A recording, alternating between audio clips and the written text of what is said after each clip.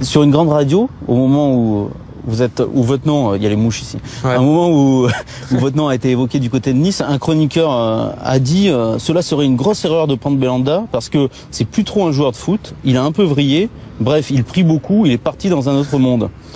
Vous l'avez su, aujourd'hui ça vous fait rigoler. Ça me fait rire. Et à l'époque?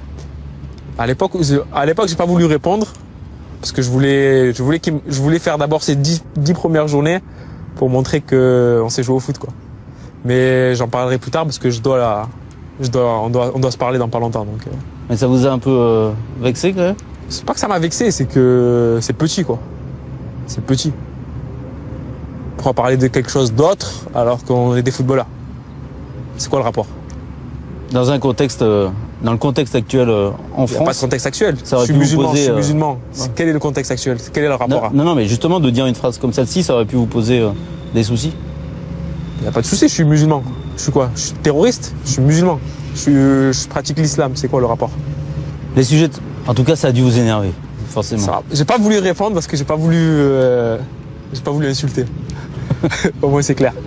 Vous avez déjà dit que vous considériez que vous deviez être plus exemplaire que les autres encore, parce que vous étiez d'origine maghrébine. Bien sûr, parce qu'on est Mais stigmatisé. Ben, bien sûr, on est stigmatisé. Bah regarde là, tu dis qu'on prie beaucoup et alors? Ça fait quoi qu'on prie beaucoup? Mais il y a des catholiques qui prient beaucoup. Hein. Ouais, mais après c'est pas ça. Ben, comme tu as dit là, ce qui se passe en ce moment, tu vois, on est stigmatisé, donc tu es obligé de montrer le bon exemple. Surtout nous, qu'on est, on est vu, on est scruté, tu vois, donc on est obligé de montrer le bon exemple. Encore mais c'est pas une pression trop lourde, ça? Pas du tout. Ben non, dans tous les cas, c'est mieux de faire le bien que de faire le mal. Certes, mais on n'est pas obligé d'être parfait. Hein. On n'est pas obligé d'être parfait, mais bon, après, si je dois te dire un truc en face, je te le dirai en face, tu vois. Mais bon, après, si tu peux faire le bien, pourquoi pas le faire? Ça, c'est quelque chose qui date, qu'on vous a inculqué ou que vous avez ressenti au moment où vous avez eu la célébrité? Non, même pas. Depuis tout jeune, je suis comme ça. Depuis, c'est les parents qui m'ont éduqué comme ça. Ils m'ont pas éduqué à faire du mal. Mais être stigmatisé, comme vous dites? Stigmatisé, après, je pense que ça fait pas longtemps qu'on est stigmatisé. Donc voilà, après, c'est à nous de faire le bien et de montrer une bonne image. Même si on a rien à se reprocher. Après, t'as des gens fous partout. Donc faut être plus parfait que les autres, quoi, en gros. Ouais. Punaise. Et même quand t'es plus que parfait, on te dit c'est pas normal. Vous êtes plus que parfait, vous? Je suis pas plus que parfait, non. Vous faites des bêtises quand même, rassurez-nous. Bien sûr. C'est quoi les bêtises? Je dirais pas. C'est une drôle de situation pour vous aussi en tant que footballeur, les binationaux. Vous êtes né à Avignon.